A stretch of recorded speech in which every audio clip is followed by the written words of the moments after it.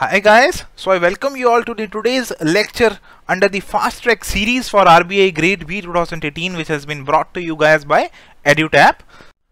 Before proceeding forward, let us briefly look at what this series entails for you guys.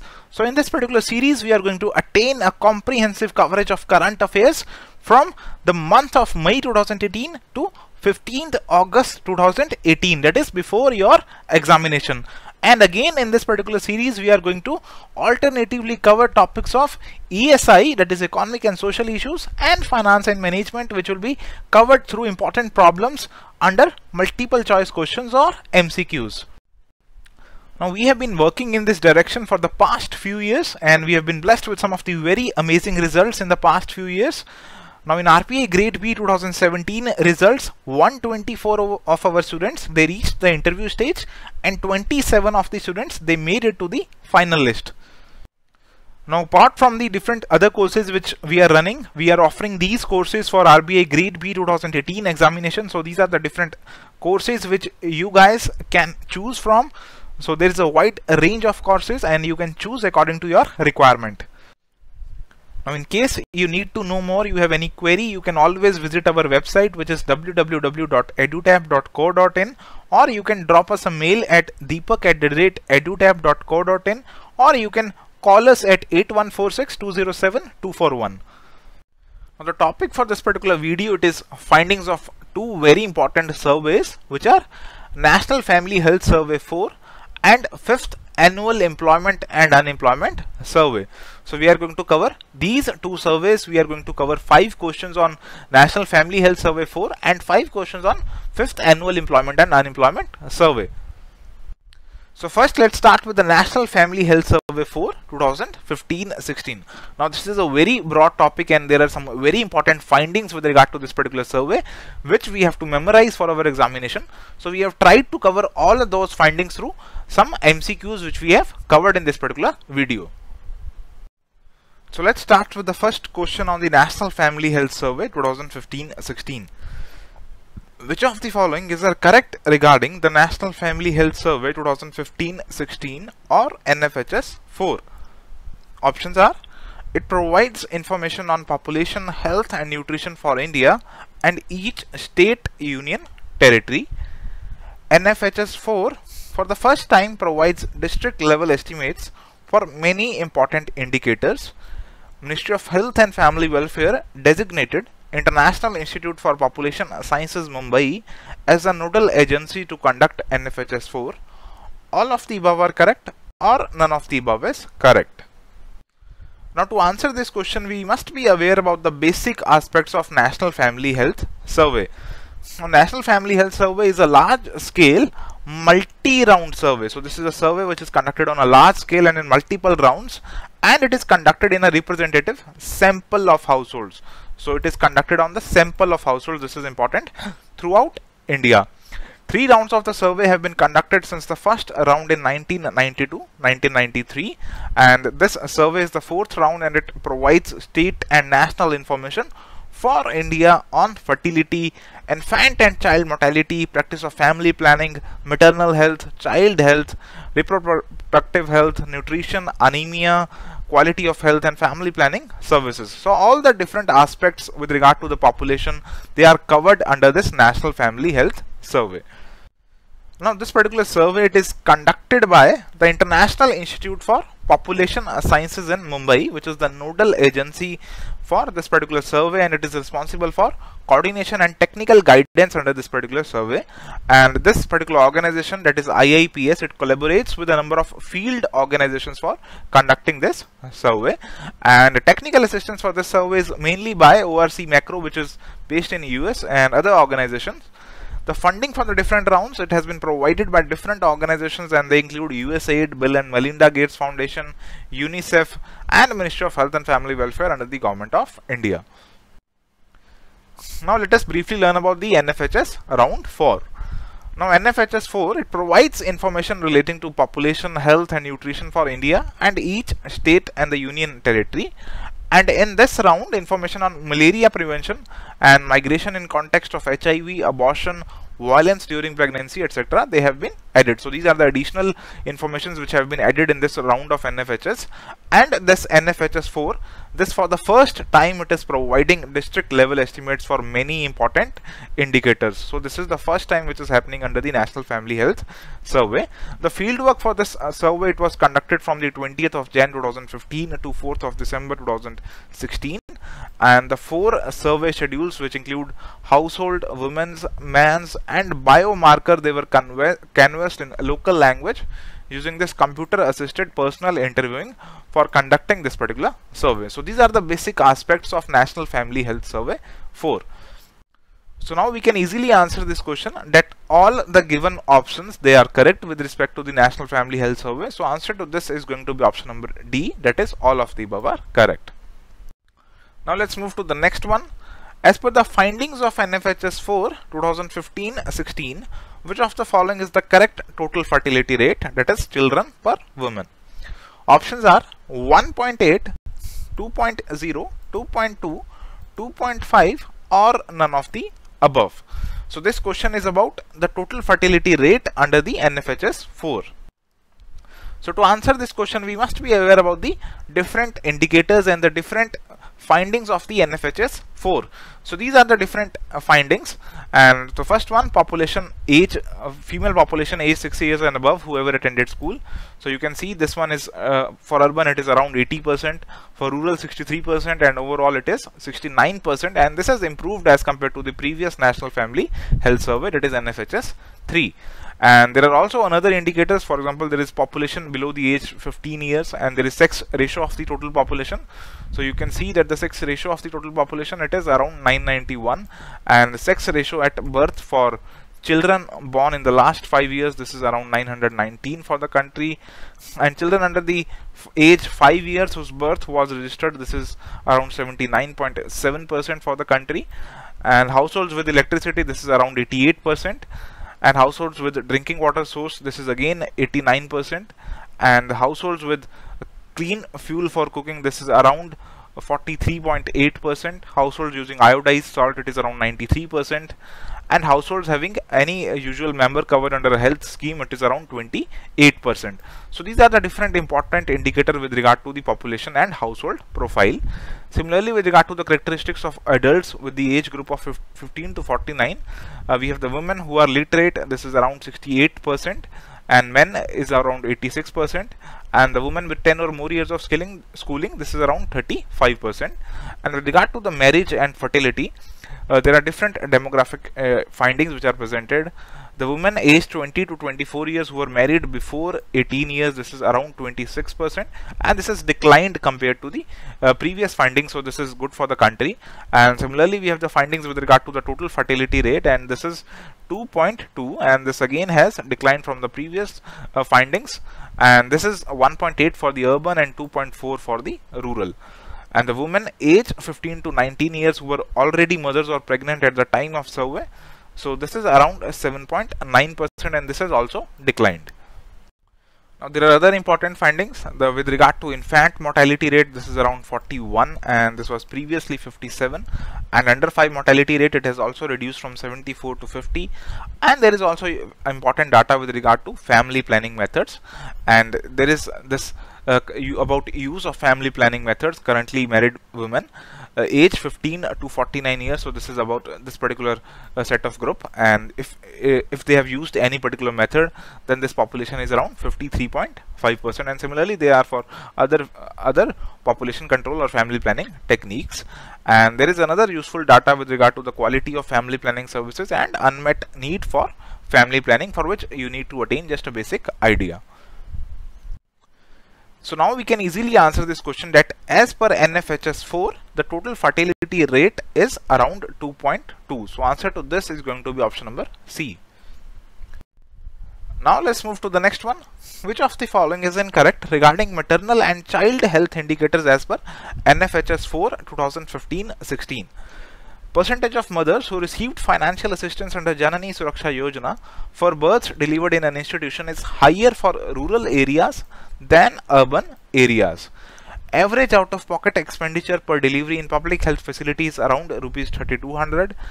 and percentage of mothers who had full antenatal care, it is around 21%, and overall percentage of institutional births in the country is around 79%, or none of the above. So to answer this question, we must be aware about the position with regard to the different maternal and child health indicators. So here are the different percentages with regard to the same. So mothers who had antenatal checkup in the first trimester, it is around 58%. And similarly, there is further information, for example, mothers who had full antenatal care, and this has also been asked in the question, this is around 21%. And the mothers who received postnatal care from a doctor within 2 days of delivery, this is around 62%. And average out-of-pocket expenditure per delivery in public health facility, this is around rupees 3,200. And children born at home who were taken to a health facility for checkup within 24 hours of birth, this is 2.5%. And if you look at the delivery related data, then the institutional births, they are around 79%. And institutional births in public facility, this is around 52%. And if you look at the births in a private health facility delivered by a cesarean section, this is 41%. And for a public health facility, this is around 12%. So this is the different set of data with regard to delivery care. So using this particular data, we can easily answer this question that all of these statements, they are correct. And the answer to this is going to be option number E, which says none of the above is incorrect. Now let's move to the next one. As per the findings of NFHS 4 2015-16, which of the following indicators of child nutrition has the highest proportion of children in percentage terms? And options for this, they are A, children under 5 who are stunted, children under 5 who are wasted, children under 5 who are severely wasted, children under 5 years who are underweight, or none of the options given above is correct. So to answer this question, we must have the basic understanding with regard to the child immunization and child health care under the National Family Health Survey. So as per the data available, so children aged 12 to 23 months who are fully immunized, and this is around 62%. And this is with regard to further subsets of vaccines. For example, with BCG it is 92%, with polio it is 73%, with measles it is around 81%, and similarly for others. And children aged 12 to 23 months who received most of the vaccinations in public health facility, this is 91%, and for private health facility this is just 7%. So most of the children, they are getting their vaccinations in public health facilities. And with regard to the treatment of childhood diseases, then there is prevalence of diarrhea in the last 2 weeks preceding the survey, this is around 9%. And children with diarrhea in the last 2 weeks who received zinc, which is very essential for controlling diarrhea, this is 20%. And children with fever or acute symptoms of acute respiratory infection in the last 2 weeks, this is around 73%. So this is the data with regard to the childhood diseases for children under the age of 5 years. And moving forward, let's move to the data with regard to the child feeding practices and the nutritional status of children. So for the children under age 3 years who were breastfed within 1 hour of birth, this is around 41%. And the children under age 6 months who were exclusively breastfed, this is around 55%. And total children age 6 to 23 months who received an adequate diet, so this is around 9% only. So this is something of worry for us. And for the data with regard to stunting, wasting, etc., this is children under 5 who are stunted, this is 38%. Children under 5 who are wasted, this is 21%. And children under 5 who are severely wasted, this is definitely going to be less than the wasted, this is 7.5%. And children under 5 who are underweight, this is around 35%. So here we can see that under these criterias, the highest proportion of children is in the children under 5 who are stunted with 38%. Next is for underweight children. So using this particular data, we can easily answer this question that the highest proportion of children is under the children under 5 years who are stunted. So answer to this is going to be option number A. Now let's move to the next one. As per the findings of NFHS 4 2015-16, which of the following population groups shows a lowest proportion or percentage of anemic people? Options are children age 6 to 59 months, non-pregnant women age 15 to 49 years, pregnant women age 15 to 49 years, all women age 15 to 49 years, or men in the age 15 to 49 years. So we have to identify which of the following groups has lowest proportion of anemic people. So this is the data with regard to the nutritional status, and here we have this data that women whose body mass index is below normal, that is below 18.5, and this is total is 22.9%, and for rural this is higher, and for men whose BMI is below normal this is around 20%, and this again for rural is higher than urban. And women who are overweight or obese, this is higher for urban. So obesity is more of a problem in urban areas, and overall it is around 20%. And men who are overweight or obese, this is again higher for urban areas, and overall it is around 19%. Next one is about the anemia among children and adults. So here is the data with regard to the anemia. So here you can see the data is presented with regard to the children between 6 to 59 months, pregnant and non-pregnant women between the age 15 to 49 years, and we have also presented the data with regard to all the women and the men between the age 15 to 49 years. So clearly, even if we just think about it for some time, we'll easily come to the answer, which should be men between the age 15 to 49 years, because this is really low as compared to all the other categories, because all the other categories, they are kind of a vulnerable categories, and men in this case, they have just 22% population from anemia.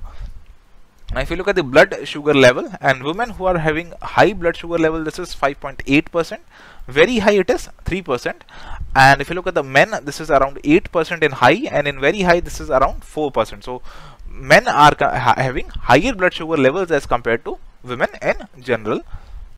Now let's move to the knowledge of HIV/AIDS among adults within the age group of 15 to 49 years. Then women who have comprehensive knowledge, this is just 21%, and men this is around 32%. And the data with regard to women empowerment and gender-based violence between the age 15 to 49 years, and then the currently married women who usually participate in household decisions, this is 84%, so this is very high. And the women who worked in the last 12 months who were paid in cash, this is 25%. So there is similar set of data which is presented with regard to women empowerment and gender-based violence. So there is this particular data also which has been added for the first time, that is ever married women who have experienced violence during any pregnancy. This is 3.3%. Now next one is with regard to the tobacco use and alcohol consumption among adults within the age group of 15 to 49 years. Then the findings with respect to this, they are women who use any kind of tobacco, this is around 6.8%, and for men this is around 44%. And with regard to the consumption of alcohol, the women it is around 1.2, and for men it is around 29%. So this is with regard to the health statistics with regard to adults in the age group of 15 to 49 years. So using this particular data, we can easily answer the question which was asked, that the lowest proportion of anemic people, this is in this particular category, that is men between the age 15 to 49 years. Now let's move to the questions on 5th Annual Employment Unemployment Survey 2015-16. So let's start with the first question, which is based on this particular survey. Which of the following is incorrect regarding the 5th Annual Employment Unemployment Survey Report 2015-16? Options are: survey has been conducted by the Central Statistics Organization under the Ministry of Statistics and Program Implementation. The survey has been conducted in all the states, UTs, and covers all the districts. A total sample of 1,56,563 households has been covered, and a higher number of households are in the rural sector. All the labor force estimates under the survey has been derived from the persons aged 15 years and above only, or none of the above is correct. So to answer this question, we must have some basic understanding with regard to the 5th Annual Employment Unemployment Survey 2015-16. So the present report, it relates to the 5th Annual Employment Survey 2015-16, which has been conducted by Labour Bureau under the Ministry of Labour and Employment. The survey has been conducted in all the states, UTs, and it covers all the districts in the country, and a sample of around 1,56,000 households have been covered, and it is around 88,000 in a rural and 67,000 in urban sector. So more households are there in the rural sector as compared to the urban sector. all the labor force estimates, they have been derived for the persons aged 15 years and above only. So this is the target group. This is just our target group, that is 15 years and above. And all the labor force estimates, they are derived based on two approaches with regard to labor force. They are usual principal status approach and usual principal and subsidiary status approach. So these are the very two important approaches with regard to measurement of employment and unemployment, and they have already been discussed many a times in our previous videos and our notes which have been presented to you guys. So you should refer those for more detail on these. Now the results of this particular survey, they have been presented in 4 volumes, and these 4 volumes are Employment Unemployment Survey 2015-16, Youth Employment Unemployment Survey 2015-16, Education Skill Development and Labor Force 2015-16, and Employment Unemployment Scenario among Different Social Groups 2015-16. Now you guys may be wondering, why are we doing this survey for 2015-16? If it is an annual survey, we should be doing this for the latest year, that is around 2017 or 2018. But the thing is that since 2016, Ministry of Labour and Employment has stopped carrying out this survey. So this is the last edition which is there, that is 2015-16. So that is why we have to cover this particular survey for our examination. So now using this particular information, we can easily answer this question, that the statement which says that the survey has been conducted by CSO under the Ministry of Statistics and Program Implementation, this one is incorrect, because this survey is conducted by the Labour Bureau under the Ministry of Labour and Employment. So answer is going to be option number A. Now let's move to the next one. As per the findings of 5th Annual Employment Unemployment Survey Report 2015-16, which of the population subgroups has highest levels of unemployment rate in percentage terms? Options are rural male, rural female, urban male, urban female, or none of the above is correct. So to answer this question, we must be having the understanding with regard to the unemployment rate in India and the distribution among the different sectors with respect to this particular rate. So as per the 5th Annual Employment Unemployment Survey Report, India's unemployment rate was around 5%. So this is the rate, 5%, and this was 4.9% in 2013-14. And the situation with regard to the rural, urban and male female divide is presented in this particular chart. So you can see that the rural males, this unemployment rate is 4.8%, and with regard to the rural females, this is 7.8%, and with regard to transgender, this is 2.1%, and overall this is around 5.1%. And for urban, this is 3.3% for male, 12.1% for female, 10.3% for transgender, and overall this is around 4.9%. And if you look at the overall picture, then among males it is around 4%, females around 8.7%, transgender around 4.3%, and overall it is around 5%. So here you can see that the highest rate is this one, 12.1%, which is there in this urban female category. So using this information, we can easily answer that the highest level of unemployment rate in this category, that is urban female. So answer to this is going to be option number D. Now let's move to the next question. As per the findings of 5th Annual Employment Unemployment Survey 2015-16, which of the following is the correct labor force participation rate in percentage terms at all India level? Options are 35%, 50%, 65%, 80%, or none of the above. So to answer this question, we must be aware about the labor force participation rate related findings under this particular survey. So before jumping on to the conclusions, let us briefly learn about this labor force participation rate. Now this labor force participation rate, or LFPR, it is defined as the number of persons in the labor force per 1000 persons. So this will be the number of persons who are comprising the labor force. So this will comprise both employed as well as unemployed persons.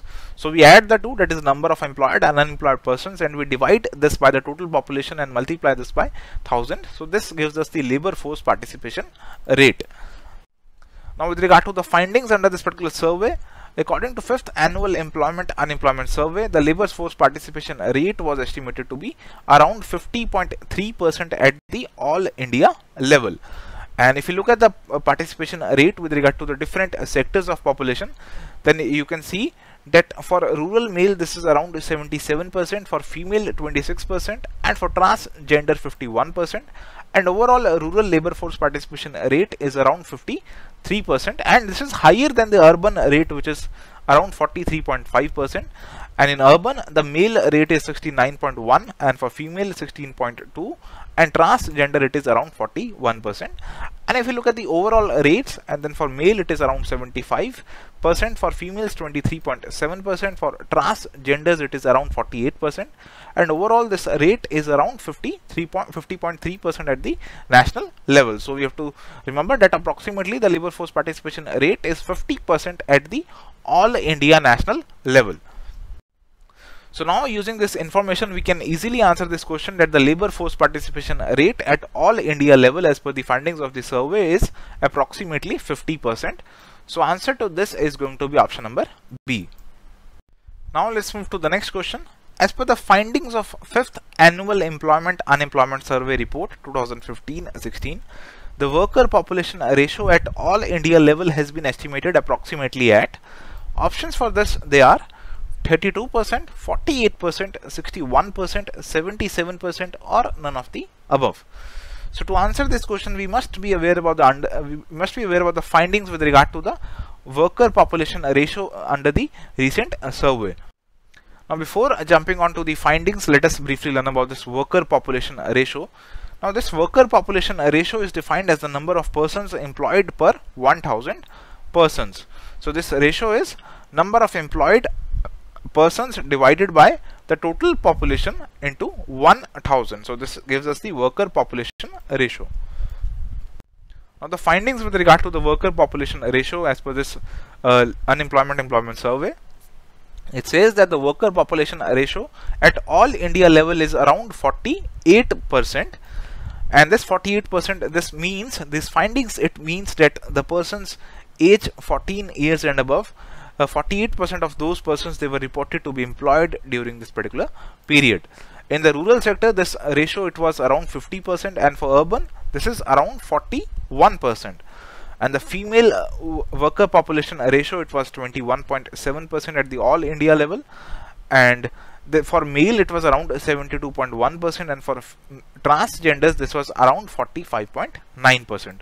So this is the specific findings with regard to the worker population ratio under this particular survey.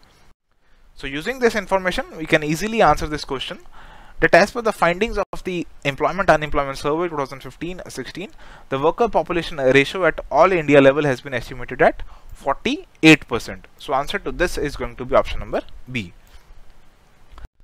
Now let's move to the next question. 5th Annual Employment Unemployment Survey Report 2015-16 further classifies employed persons on the basis of economic activity which is pursued by them. According to the survey findings, majority of the people they are employed in which of the following sectors? Options are primary sector, secondary sector, tertiary sector, people are equally employed in all the sectors, or none of the above. So this is again with regard to some of the very important findings of this particular survey. So again, to answer this particular question, we must be aware about the major findings of this particular survey. So the survey says that the majority of the employed persons in the country, they are self-employed. So this is a very important finding, that majority of the people, they are self-employed. So at all India level, 46.6% of the workers, they are found to be self-employed, and this is followed by 32.8% which are employed as casual labor. Only 17% of the employed persons, they were wage or salary earners, so they were the regular employees, and the rest 3.7% they were just the contract workers. At the all India level, majority 67.5% of the self-employed persons, they had average monthly earnings of up to rupees 7,500 only, and only 0.1% of the self-employed persons, they were estimated to have earnings above rupees 1 lakh. Now, employed persons, as per this particular survey, they have been further classified on the basis of the economic activity which is being pursued by them.